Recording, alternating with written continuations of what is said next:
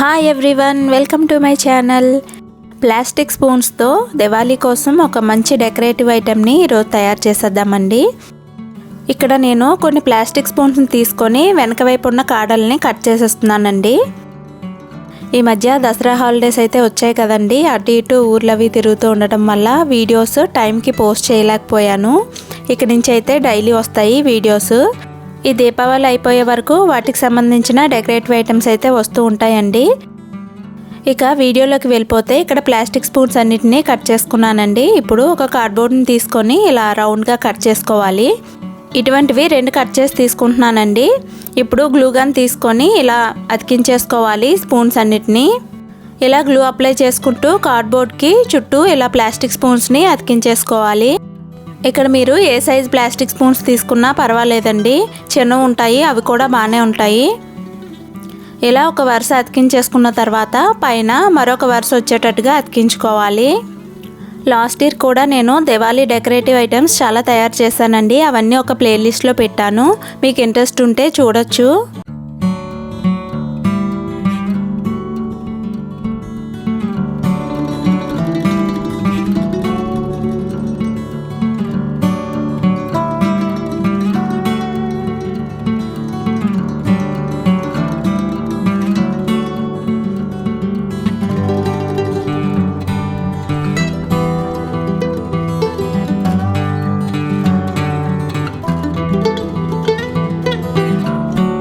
చూసారు కదా, ఇలా 2 వరుసల్ని అతికించేసుకోవాలి. ఎంత నీట్గా వచ్చిందో. అదేవిధంగా రెండో ఫ్లవర్ని కూడా తయారు చేసుకుందాం. ఇలా రెండింటిని తయారు చేసేసుకున్నానండి. ఒక కార్డ్బోర్డ్ రోల్ని తీసుకుంటున్నానండి. మనం బుక్స్ కవర్స్ అవి వేసుకుంటున్నప్పుడు లోపల రోల్ మిగిలిపోతుంది కదా, ఆ రోల్ని తీసుకుంటున్నాను. దాన్ని ఇలా కట్ చేసుకొని తీసుకోవాలి. ఇలా ఒకటైతే సరిపోతుందండి. ఈ సైజులో ఒక 5 సెంటీమీటర్స్ పొడవు ఉండేటట్టుగా తీసుకోండి. ఇప్పుడు వీటికి కలర్ చేసుకుందామండి. గోల్డ్ కలర్ పెయింట్ అయినా పర్లేదు, లేదంటే స్ప్రే పెయింట్ యూస్ చేసినా పర్లేదు. మీ దగ్గర ఏది ఉంటే అది యూస్ చేసుకోవచ్చు. ఇప్పుడు ఒక కేక్ బేస్ని తీసుకున్నానండి. ఇది లేనట్లయితే కార్డ్బోర్డ్ని కూడా కట్ చేసి తీసుకోవచ్చు. ఇప్పుడు ఒక క్లాత్ని తీసుకొని ఇలా గ్లూగన్తో అతికించేసుకుంటున్నానండి. ఇలా ఒక మంచి డిజైన్ ఉన్న క్లాత్ అయితే మనకి చాలా అందంగా కనిపిస్తుంది, ఫెస్టివ్ లుక్ కూడా వస్తుంది. ఇలా గ్లూగన్తో ఈజీగా అతుక్కుంటుందండి. మొత్తం ఎడ్జెస్ మొత్తం అతికించేసుకోవాలి.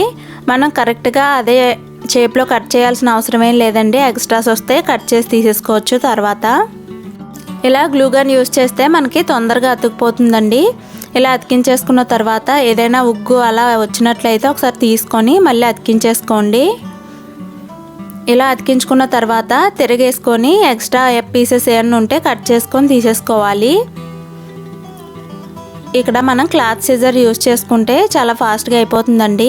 మనం ఎప్పుడు క్లాత్కి పేపర్స్కి వేరువేరు సిజర్స్ని ఎప్పుడు మెయింటైన్ చేసుకోవాలండి. క్లాత్ కట్ చేసి సిజర్తో మనం పేపర్స్ని అది కట్ చేయకూడదు, దానివల్ల అది పాడైపోతుంది. అందుకే క్లాత్కి ఎప్పుడు సెపరేట్ సిజర్ పెట్టుకోవాలి.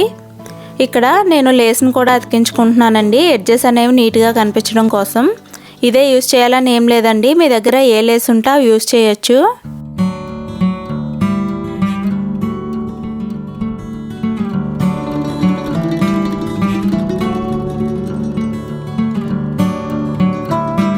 ఇలా మొత్తం ఎడ్జ్ మొత్తం కవర్ చేసుకోవాలండి. ఇలా కట్ చేసుకున్న తర్వాత చూడండి నీట్గా వచ్చింది. ఇప్పుడు మరి కొంచెం లావుగా ఉండే రోల్ తీసుకుంటున్నానండి. మీ దగ్గర ఇది లేనట్లయితే ఏదైనా చిన్న గ్లాస్ అటువంటిది కూడా యూస్ చేయొచ్చండి టెంపరీగా. ఇలా దానికి వేరే పేపర్ని అతికించేసుకుంటున్నాను, లేదంటే క్లాత్ కూడా యూస్ చేయొచ్చు. నా దగ్గర గ్రీన్ కలర్ది క్లాత్ లేదు, అందుకే నేను పేపర్ని యూస్ చేస్తున్నాను. ఇలా మొత్తం కవర్ చేసుకున్న తర్వాత ఇలా గోల్డ్ కలర్ లేస్ని చుట్టూ ఒక రౌండ్ అయితే తిప్పేస్తున్నాను.